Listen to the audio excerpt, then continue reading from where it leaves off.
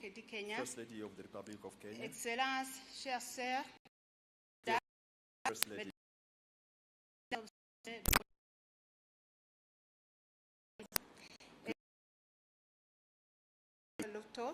Président de la République du Kenya, Your Excellency, permettez-moi Dr. avant Ruto, tout propos President of de the vous Republic of exprimer Kenya, mes sincères remerciements allow me first pour of all to l'hospitalité express thanks to chaleureuse you qui nous ont été for the hospitality réservées and warm depuis welcome notre arrivée à Nairobi. extended to myself and my delegation C'est un honneur since pour moi our arrival in this d'être city of convié Nairobi. à cet événement si joyeux qui m'offre une belle occasion de vous féliciter, It is an chères honor sœurs, to be invited to chers this Ruto, joyous event. pour vos It offers me a great accomplissements opportunity au sein du to programme congratulate you, dear Mamadou Sister Wing Excellency Good, Rachel Ruto, et particulièrement pour for le your parcours achievements through impressionnant Mama Doing de Good, 14 and ans particularly for d'organisation the impressive 14 years Joyful Women. of Joyful Women Organization. Le succès d'une est un honneur pour toute The femme. success of C'est pour cela women que je is suis an honor for heureuse all. d'être à vos This is why I'm côtés happy to be en ce grand at jour your side marqué on par this great le day, lancement de la marked by campagne the launch Nous of the sommes We Are égaux. Equal campaign. Par ailleurs, Furthermore, je voudrais I would like to réitérer reiterate mes my thanks, remerciements, dear chères Sister sœurs, Excellency Rachel à Ruto, chère Ruto, for having pour honored avoir with honoré your de presence votre the présence high-level Women le Forum forum of- des femmes leaders, durant lequel nous avons which we held lancé in Burundi la campagne during we also Nous égaux launched au the We Are Burundi. Equal campaign. Comme le thème choisi indique, As the theme la transformation indicates, économique d'une femme a woman's economic ouvre des transformation opens opportunités à plus de community communautaires. impacts. À vous, je You. me joins à vous transformer Making the lives of transformed, les the opportunités, opportunities gained, les the compétences skills renforcées strengthened, et and tout all ce these qui est gains acquis thanks to grâce the actions aux carried actions out menées par by the Joyful Women l'organisation Organization over these Joyful 14 Women years. durant ces 14 ans. Je vous remercie. I thank you so much.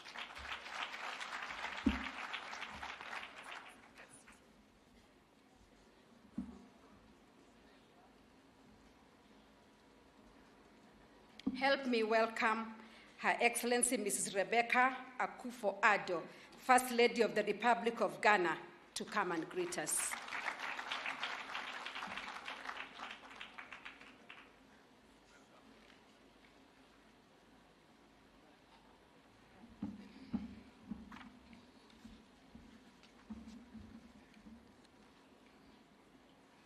Good afternoon, everyone.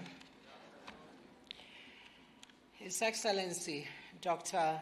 William Ruto, President of Kenya, First Lady of Kenya, Her Excellency Mrs. Rachel Ruto, Her Excellency Monica Gengos, President of WAFLAD, my sister First Ladies, Her Excellency Dorcas Rigati, members of the Joyful Women Organization, invited guests, distinguished ladies and gentlemen. I bring you greetings from the President and people of Ghana.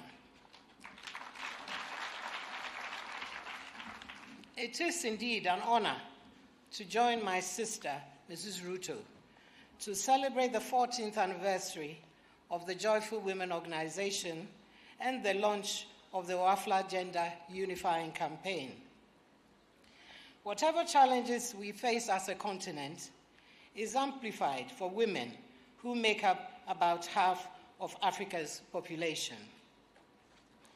Often women are at the bottom of the economic ladder because of social and cultural barriers.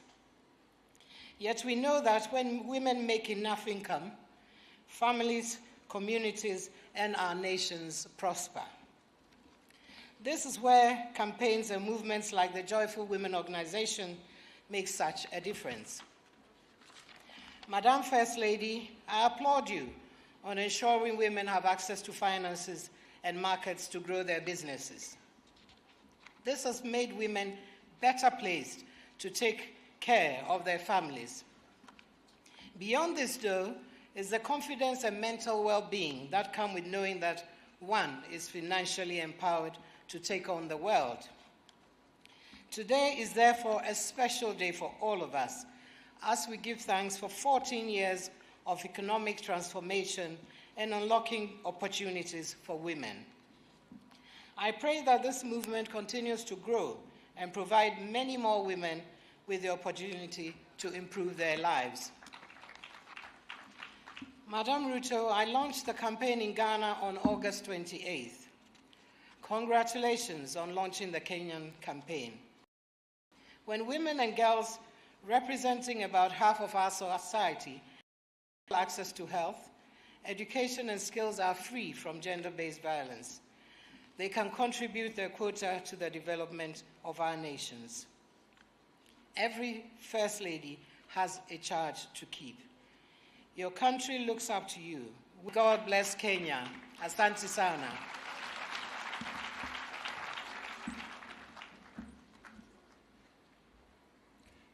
I now wish to invite Her Excellency, Honorable Mrs. Janet Museveni, First Lady of the Republic of Uganda, our neighbor, to come and greet us. Welcome, Your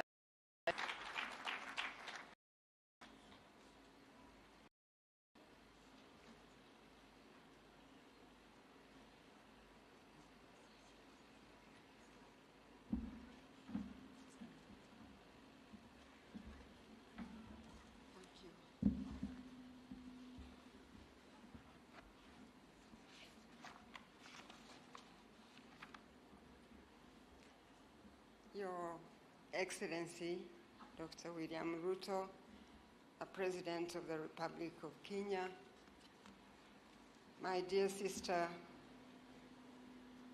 Mrs. Rachel Ruto, our hostess, my dear sisters, the First Lady is present here today, distinguished guests, ladies and gentlemen.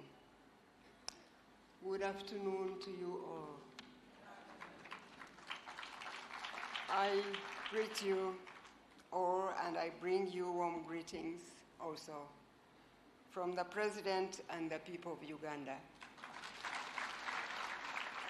It is a real honor and pleasure for me to participate in the Joyful Women's annual Thanksgiving event under the theme, Celebrating Women, Women's Economic Transformation and Unlocking Opportunities for Significant Impact. I congratulate my sister and friend, Mama Rachel, on 14 years of the Lord's goodness and favor upon this great ministry to the women of Kenya. That was birthed under the exemplary leadership. I thank you for remembering to give thanks to the Lord and inviting all of us to have the opportunity to share this day with you. Admonishes us to give thanks to the Lord. Psalm 106 says 8-9 states in quotes, "Oh, that men would give thanks to his goodness and for his wonderful works, the children of men. Satisfies the soul and hungry soul with goodness," end quote. Therefore, even if I did anything else today, here, but stood here with you to thank God for the blessings the women of Kenya and their families have been enough. For God is truly deserving of our honor and glory, and it is by his grace alone. We have all come from all nations and in peace to hold hands together, indeed in praise of our God and Father. I know we only have 3 minutes. Mama Ruto, if I get to 4 minutes, please defend me. Today, as representatives of the First Ladies of Africa, we warmly welcome Mama Ruto to the Organization of African First Ladies for Development, OFLAD fraternity, and salute her on hosting the launch of the OFLAD Unifying Campaign. But having this opportunity of being here today, on a day when such a big group of women have gathered together, I would like to just share with you just one point that I think all African women must be aware of and fight to change. I always share it with Ugandan women in hope that perhaps the generations of women coming after us will know and ensure that they fight to change that phenomenon, and that is the failure to save.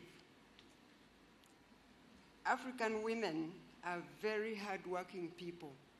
That is a fact. And we all know it. But they spend almost all the money they make as it comes in. And I know that it is because they have so much to do and so little to spend. But nonetheless, we must be mindful of the fact that other colleagues of ours, like the Asian women, they strive to save most of the money they make. I always share this one example with the Ugandan women of what I learned from the women of Bangladesh, who saved so much money and quickly made up a bank. I heard Mrs. Ruto talk about it earlier on, the Grameen Bank. The World Bank came to Bangladesh to acknowledge what they had done and asked how they had managed and offered to lend them more money that they would pay in their own time. But the women of Bangladesh said no. They said no to the World Bank. They said, when we had nothing, you did not know us. Now that we have our own money, we don't want your money. And also these women made sure they had a component in their funding to lend to street children and to beggars on the street so that they can clean up their society by empowering all those people who had no way they could start income generation. Therefore, my prayer, dear sisters, is that I will live to see Africa with no street children, no beggars, and one day, hopefully, we will say no to the World Bank. Congratulations once again, Mama Rachel, and the women and men of Kenya on the commemoration of the 14 years of the Joyful Women. I thank you for listening to me. God bless Kenya, and God bless Africa.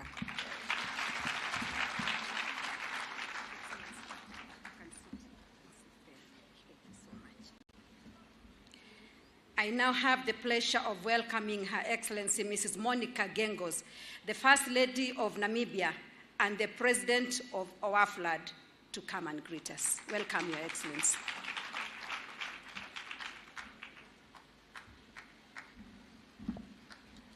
Thank you. I too bring you greetings from President Geingob and the people of Namibia. But he also sends a request, Your Excellency, that you please pray for the rain to go down south to Namibia as well. Your Excellency, President William Ruto, Commander-in-Chief of the Kenyan Armed Forces and Hustler-in-Chief of this entrepreneurial nation of Kenya, my sister, Your Excellency, Rachel Ruto, and all protocols observed, I'm incredibly privileged to speak right after our mother, Her Excellency Janet Museveni, our founding mothers of the Organization of First Ladies, the woman who created this organization that we today celebrate the launch of the We Are Equal campaign. I'm pleased to do this because it gives me an opportunity to thank you. As president of the Organization of African First Ladies, I took over a strong organization thanks to your leadership. We I heard something earlier that you can't have joy if you don't have money, and I'd like to disagree with that statement. I know many people with lots of money who have no joy, and I know many people with joy who have no money. So I think spreading the joy is wealth. And what you're doing, my sister, is spreading the joy, and through spreading the joy is spreading the wealth. This is indeed the day the Lord has made. And as joyful women, we indeed celebrate in it. And today we are all joyful women, and there's many joyful men as well who are spreading the love and the joy. And there's meaning in words. There's meaning in joyful women. There's meaning in spreading the joy. And to me, the meaning is when somebody creates such a powerful organization 14 years ago, the Lord knew that she would be First Lady 14 years later. It also means that the Lord knew that William Ruto would be President of Kenya 14 years later as well. Leadership is God-given, and nobody can change that. Nobody can stop that destiny. And in order to walk in that destiny, the Bible also says, with great privilege comes great responsibility. And I think this is what we see with this organization. The Organization of African First Ladies comprises of 43 African First Ladies with a combined population represented of 850 million Africans. And every First Lady from the organization is going to launch the We Are Equal campaign. When we say we are equal, and I'd like to use myself as an example, my surname is Genkos. My husband's surname is Genkop. What is the difference? The B in my husband's language denotes a man. So every man from his group, their surname ends with a B. Every woman ends with an S. Yes, we are equal, but yes, we have differences. And it's to celebrate those differences, to make us stronger, is what this campaign is about. I observed an incredible culture here today in Kenya of sharing the mic. Governor of Nairobi do it. I saw the president doing it. When I saw the president walking in with a female ADC, I knew something is different. When I saw all the governors, the CSs, and all the female leaders here, I knew that something is different. Leadership starts at the top, and we thank you, Your Excellency, for your presence and for Asante.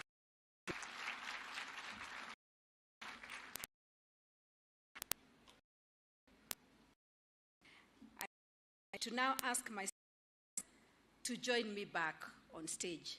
Please, my sisters.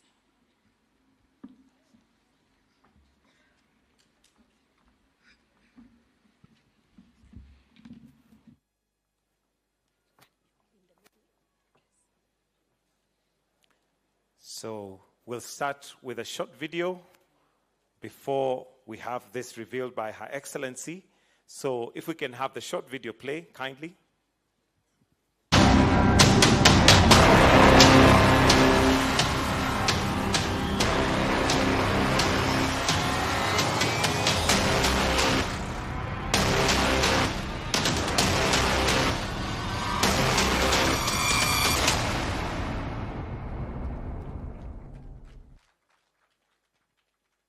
And as you can see, the hashtag is hashtag We Are Equal.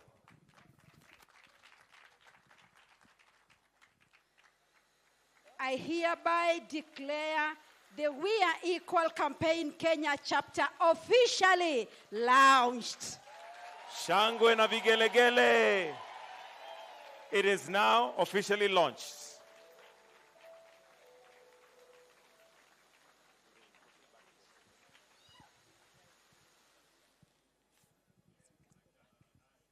Thank you. We'll ask the First Ladies to kindly proceed back to your seats, down on stage. Thank you. Off stage.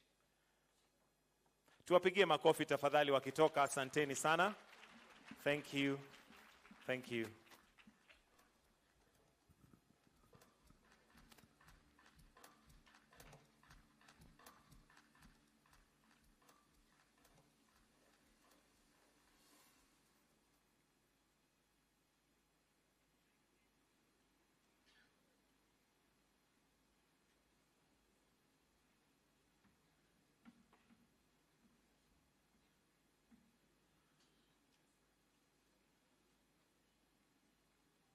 Thank you, my sisters.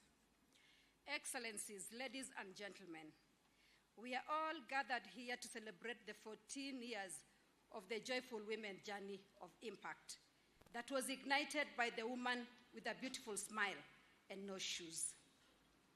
As the Bible says in Psalms 116 verses 12, and I quote, "What shall we render to the Lord for all he has done for us?" End of quote. As our new Joyful Women theme song goes, ni wewe Mungu, ni wewe umetusaidia. Swahili 4, it is you God, it is you who has helped us.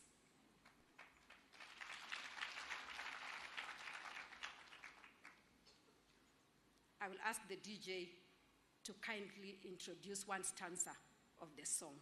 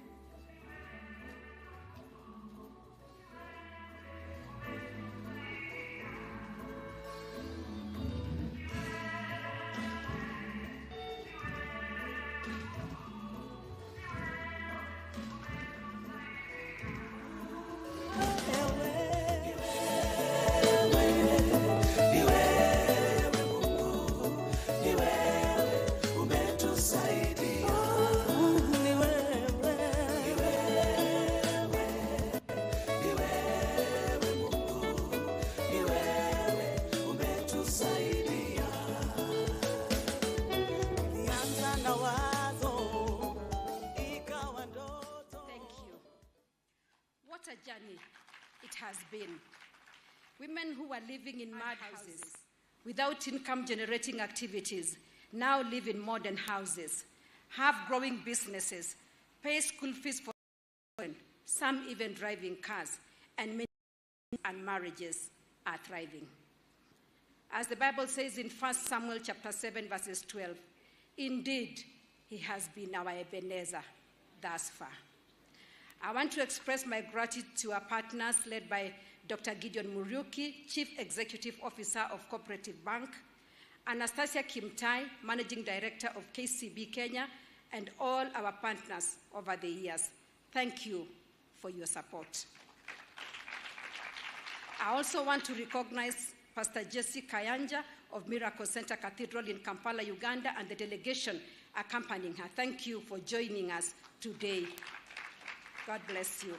Excellencies, ladies and gentlemen, as women of this nation, we thank our President for creating avenues for women to access funds to grow their businesses. Asante Rais for the commitment to triple the Women Enterprise Fund from Kenya shillings 4.5 billion to Kenya shillings 13.5 billion. Currently, Joyful Women Table Banking Group over 50 million Kenya shillings from the Women Enterprise Fund. All our members of Joyful Women have access to the individual loans under the Hustler Fund. We've trained them this morning to apply for group loans digitally through *4#. It is the desire of every woman to live in a decent home. Our members are in the platform, actively saving money that will enable them to acquire the affordable housing units that are under construction. Nikimalizia, nataka kusema kama vile mambo ni matatu. Kina mama mko? Hebu tusalimiane tena. Najua kwamba tumechukua nafasi ya kutoka kaunti zetu kukuja hapa Nairobi kusherehekea sherehe yetu ya miaka 14. Mara ya mwisho tulikuwa mwaka wa 2019 na tulikuwa tuna miaka 10 ya Joyful Nation. Na najua wengi mmekuwa mkiuliza je, tutakuja Nairobi siku gani tena? Mnajua COVID ilitusumbua kidogo, tuweza kukuja. Lakini wacha niseme asanteni sana maana mmekuja. Na kusherekea rais wetu, si ni kweli? Mungu amekuwa mwema. Wakati ule hakukuwa rais, lakini wakati ule kusaidia. Hebu tumshukuru Mungu kwa Ningependa kusema kama vile nilisema mambo matatu, ni kwamba tunaporudi nyumbani, wacha tujikumbushe kwamba tuko katika vikundi vyetu, na rais wetu ameweza kuzindua fedha ambayo inaweza kutusaidia katika vikundi vyetu. Tunajua kawaida tukikuwa katika vikundi, hizo fedha ambazo tuko nazo haitoshi kila mtu katika kikundi. Kwa hivyo tumeambiwa mambo ya Hustler Fund na mambo ya Women Enterprise Fund. Tukirudi katika vikundi vyetu, ningependa tuweze kuzingatia hayo mambo na tuweze kukopa hizo fedha, maana kwa nafasi ya kukopa. Tumeelewa kina mama? Wangapi wananiahidi kwamba tutasaidia vikundi vyetu na mambo ya Hustler Fund for Chamas na Women Enterprise Fund? Asanteni sana. Jambo la pili, najua kwamba kina mama, wakati tumekuwa tukitembea katika vikundi vyenu, tulianza Joyful Women Organization, mlisema kwamba mngependa kuishi kwa nyumba nzuri, si ni kweli? Kwa hivyo tujue kwamba tuko na hii nafasi kupitia boma yetu, tuweze kuweka pesa hapo, kujiandikisha na kuweka pesa.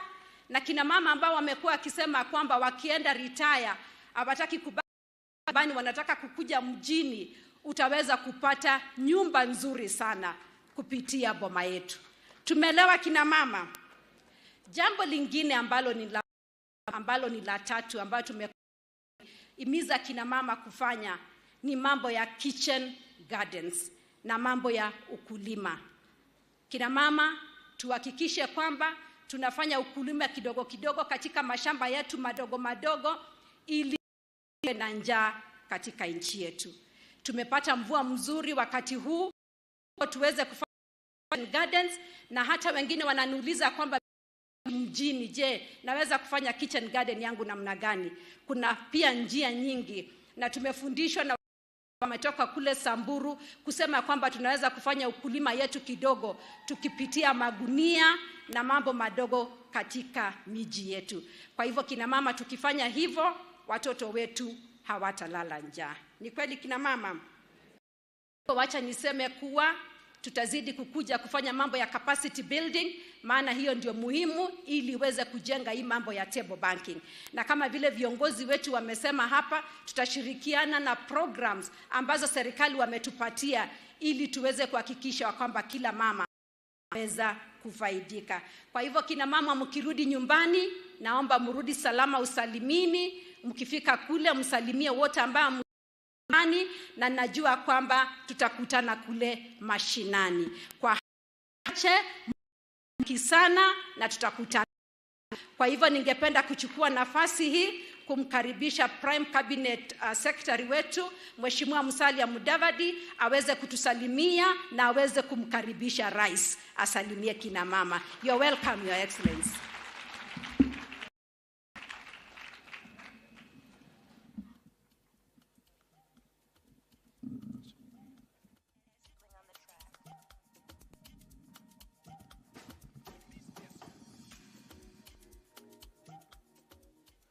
Your Excellency, the President of the Republic of Kenya, Dr. William Samoei Ruto, Your Excellency, the First Lady, Madam Rachel Ruto, Your Excellencies, the First Ladies present here today, Madam Dorcas, and of course my wife Tessie, distinguished ladies and gentlemen, Your Excellency, when we were walking in,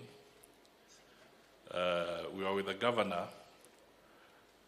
Sakaja, and the Minister for Defense, and we were pleasantly intimidated because in front of us were all these ladies, and I asked the person who is in charge of defense, "You have all the ammunition, but you look intimidated. What is happening?" And on the other side, I was also intimidated because we are deeply grateful and honored, Madam Rachel, that you have been able to gather all these powerful people in our society, in our lives.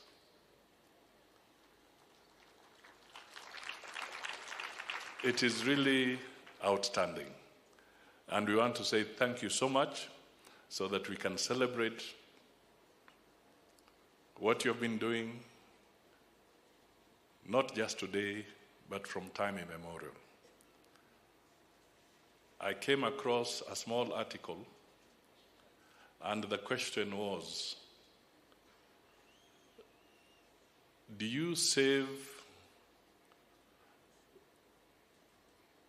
jobs or do you save human beings? It's almost a chicken and the egg situation.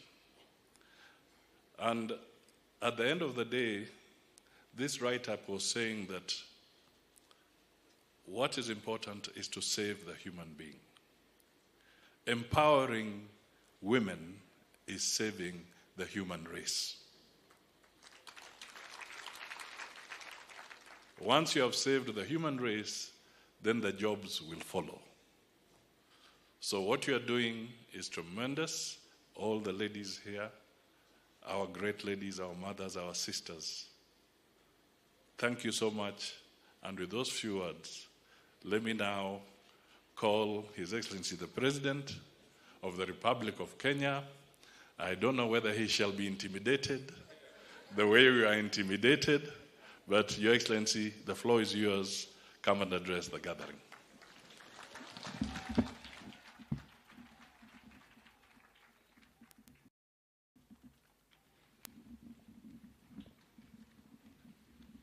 Asanteni sana. Tafadhali tunaweza kuketi.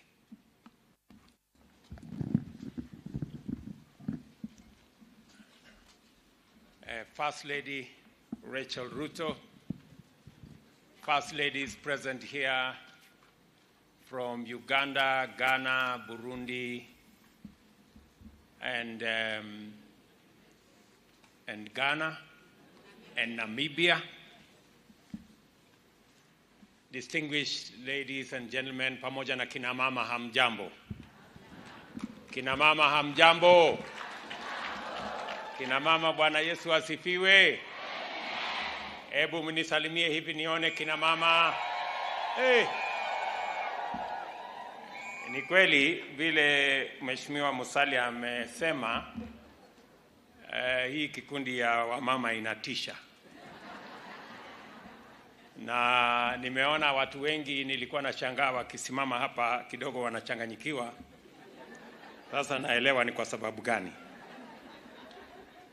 Kwanza mimi nataka nichukue nafasi hii nimpongeze Mama Rachel kwa ile kazi amefanya na kina mama wa taifa letu la Kenya. Nataka niwapongeze pia kina mama wa taifa letu la Kenya. Nyinyi kina mama wetu wa Kenya ndio mashujaa wa taifa letu la Kenya.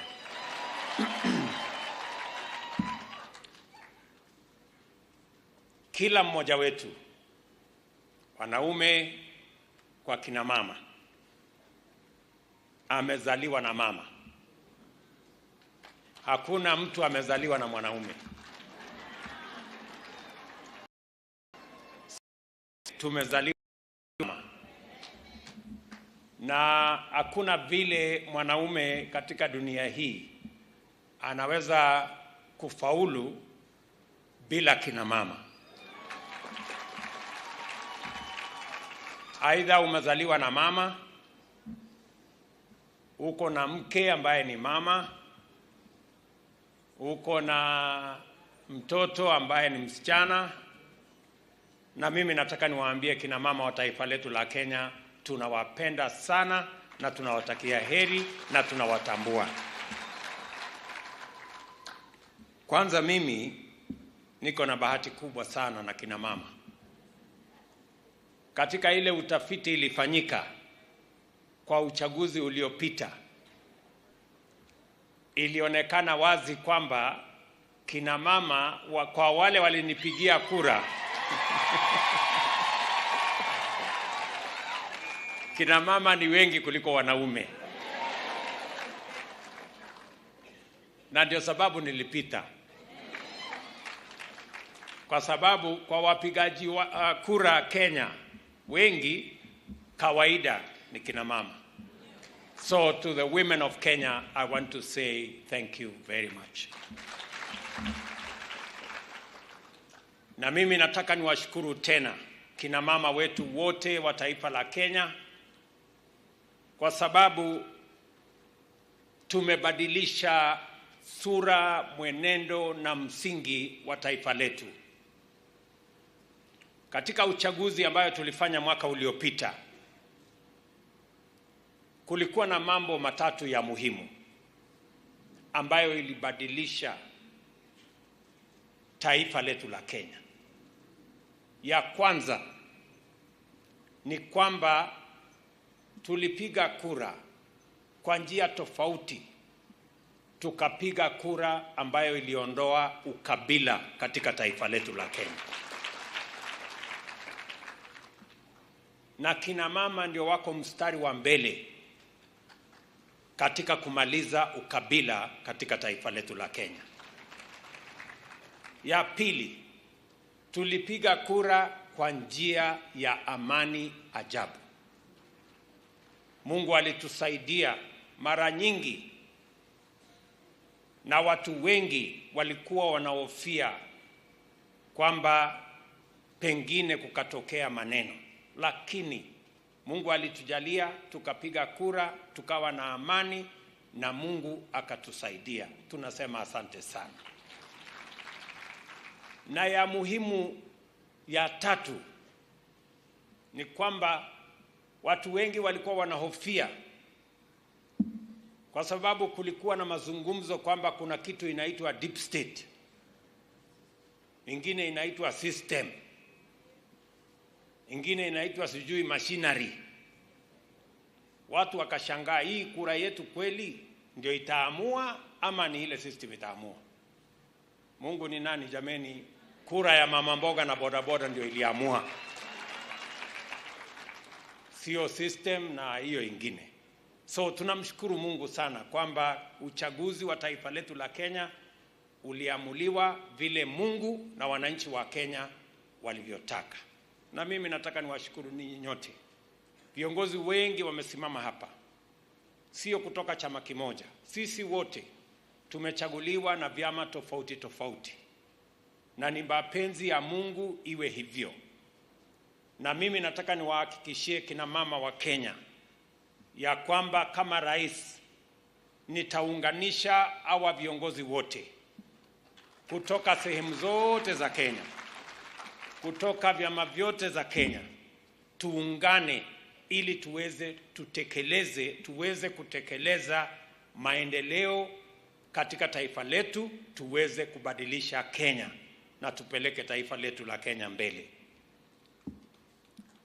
And that is why it gives me great pleasure this morning, and I am immensely delighted to join you at this wonderful event, the 14th anniversary of the Joyful Women Organization is a magnificent milestone on a remarkable journey of continuous achievement by Kenyan women of all walks of life, and especially the majority at the grassroots.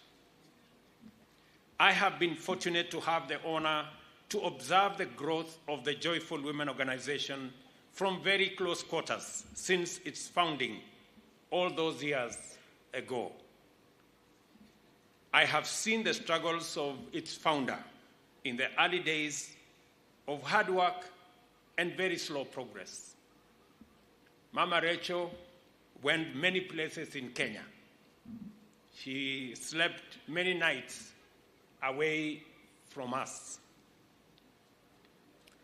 But I see the fruit of that sacrifice in this great gathering. I have seen the careful work of tending to a fledgling startup the intense effort of stewarding growth and the Herculean task of keeping a nationwide grassroots organization focused, dynamic, and effective.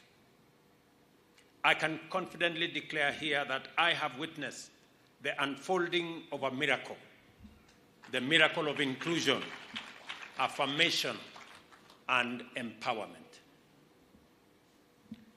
One does not need to be a radical feminist to recognize that wealth and poverty, as well as empowerment and vulnerability, have a fundamental gender dimension to them. Although women form half of the world's population, they earn less, they own less, they do more, and work longer than men, regardless of whether they are in the developed or less developed countries. However, there is no doubt that women in the powerful industrial economies have it much better than their counterparts in our developing economies. Even so, it is a fact beyond all controversy that wherever there is failure at the public or social level, women are bound to be the hardest hit. Thus, even in war or climate or environmental disaster, poverty, disease, inequality, and marginalization disproportionately affect women negatively.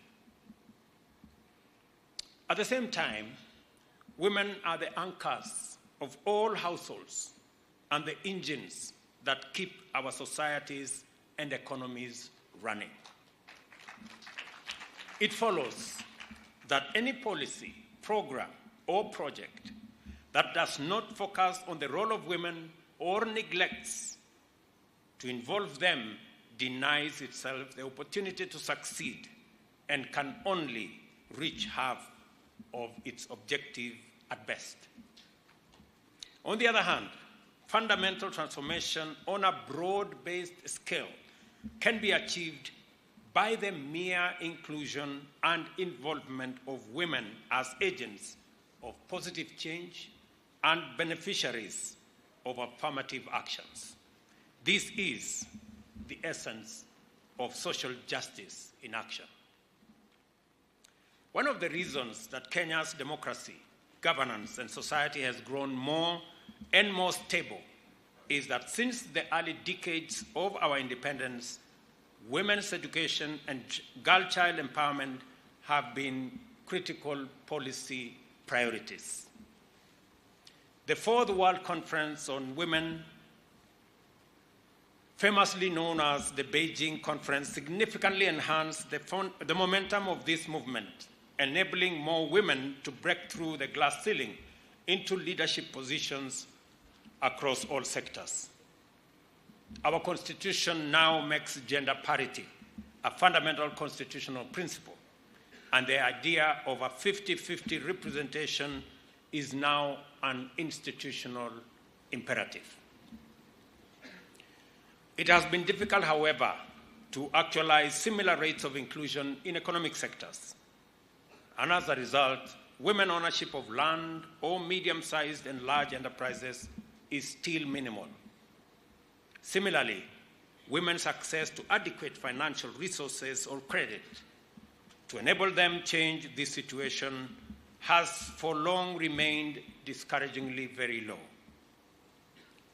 As a result, women are relegated to micro-enterprises, subsistence farming, and other marginal economic activities that struggle to meet their daily needs and cannot support savings or any meaningful investment.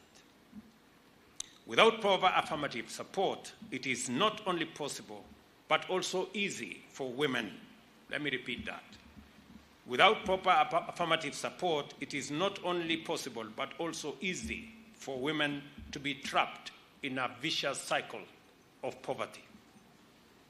A tremendous proportion of our economic potential can be unlocked by simply enabling women to participate in greater production and productivity across every sector, because their participation will drive exponential growth.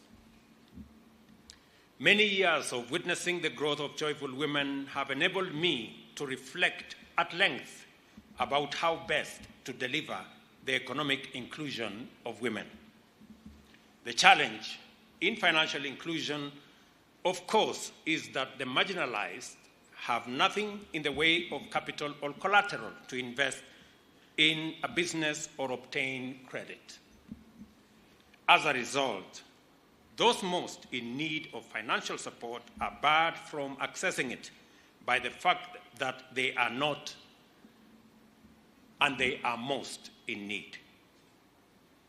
An innovation that the joyful women embraced with great success was stable banking, whereby women could mobilize resources required to meet household needs and capitalize micro and small enterprises through their groups or chamas.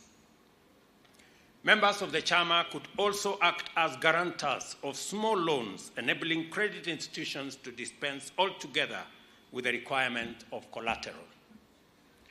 The table banking model has been repurposed to facilitate the empowerment of hustlers or the micro and small and medium enterprises through the financial finance or the Hustler Fund. This fund is enabling us to support the financial inclusion of marginalized and vulnerable groups, including the youth and women at the bottom of the socio-economic structure. I am proud to acknowledge that Joyful Women Organization has successfully championed and delivered financial inclusion of women throughout Kenya, and that it has inspired our bottom-up economic transformation agenda in terms of financial inclusion. The organization has done much more, made greater strides, and achieved significant impact throughout Kenya. And let me say this to all the women present here. Pengine niseme hii kwa Kiswahili. Kwamba nawashukuru kina mama na mpango yetu yote ambayo tunafanya kama serikali, vile nimesema.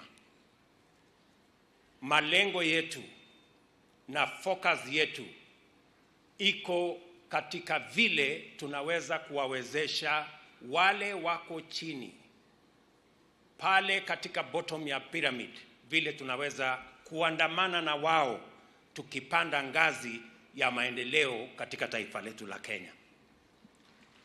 Kina mama wengi ndio wanatusalishia chakula katika taifa letu la Kenya.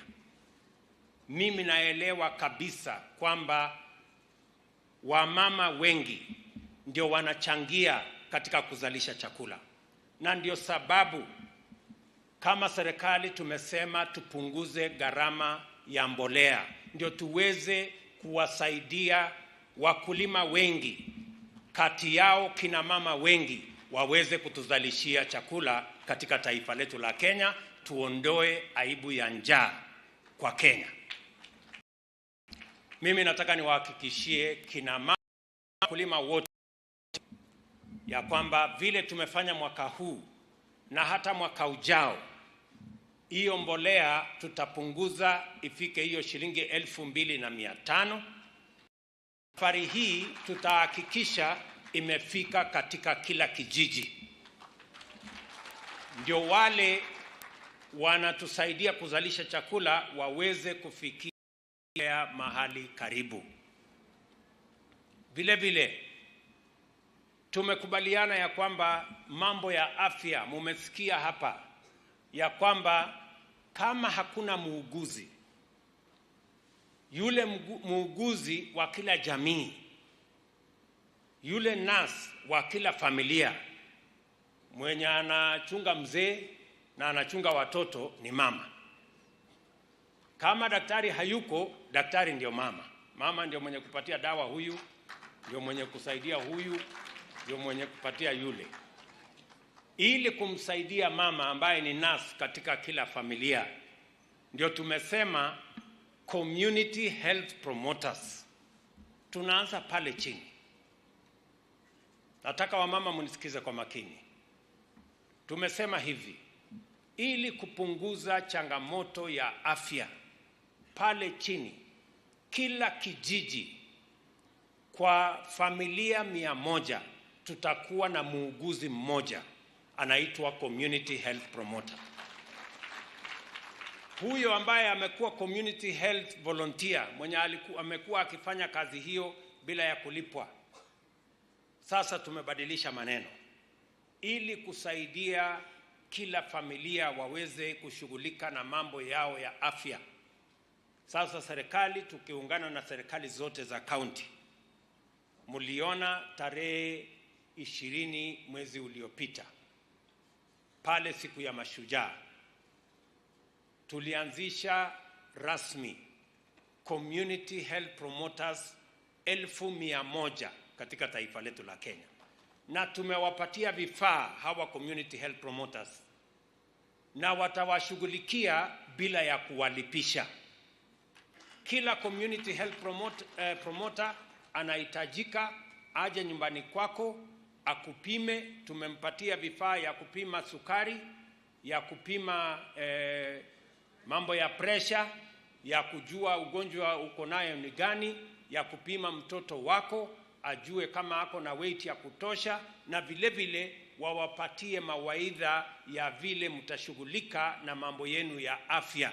Na hawa ni watu ambao hamutalipa kazi yao. Serikali ya Kenya, ikiwa ni serikali ya kitaifa na serikali ya county, itashughulika na malipo yao, na tumewapatia vifaa ya kutosha kushughulika na mambo yenu ya afya katika jamii. Jambo la pili, kwa sababu tunatafuta vile ya kutengeneza usawa katika taifa letu, mimi niliwaeleza ya kwamba mambo ya afya katika ile mpango ya universal health coverage, hasa mambo yale ya NHIF, tumekubaliana ya kwamba sasa tunabadilisha mambo na tunaleta usawa. Kuanzia wiki hii inayokuja, huyu waziri wetu wa afya anaitwa Susan, ambaye pia ni mama. Huyu mama Susan, wacha nimuite mama.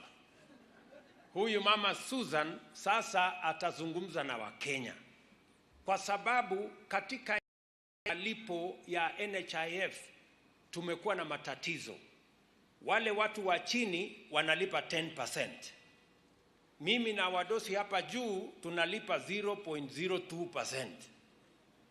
Hapo hakuna usawa. Ndio sasa tumesema kuanzia wiki ijayo tutakuwa na mjadala Kenya ya vile tutalipia gharama ya bima ya afya.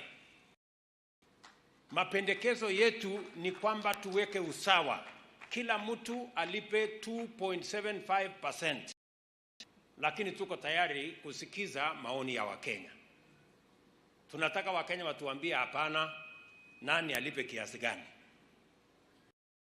Nia yetu vile niliwaeleza, wale wanalipa shilingi 500 saa hii kwa NHIF na mapato yao ni chini ya shilingi 10,000 kila mwezi, tunataguzie kutoka 500 mpaka shilingi 300. Na mimi na hawa wadosi wengine ambaye mshahara yetu iko juu kidogo, si ndio?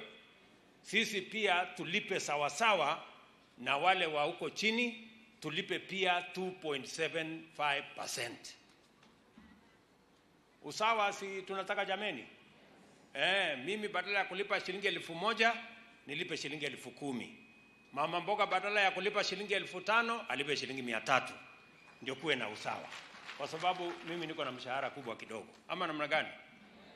Hiyo ndio mjadala tunataka, kwa sababu tunataka ambayo haiwachi watu wengine nyuma. Tunataka tutembee pamoja. Vile vile mnaelewa ya kwamba katika hii ya kupeleka taifa letu la Kenya mbele, pia tumesema ya kwamba tunataka kupanga ajira ya vijana wetu.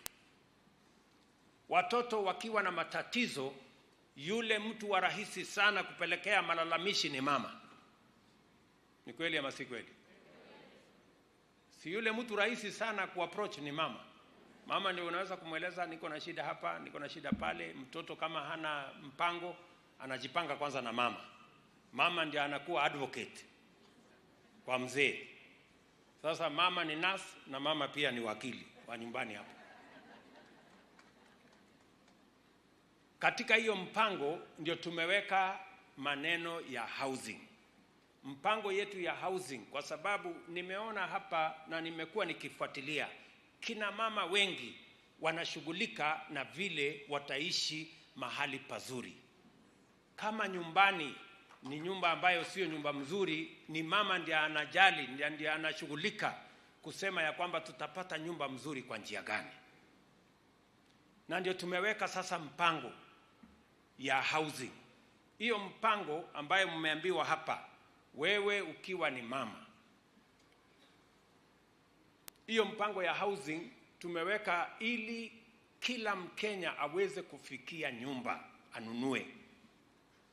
Wacha niwapatie maneno kidogo na nataka mnielewe vizuri. Pale sasa tumesema kama serikali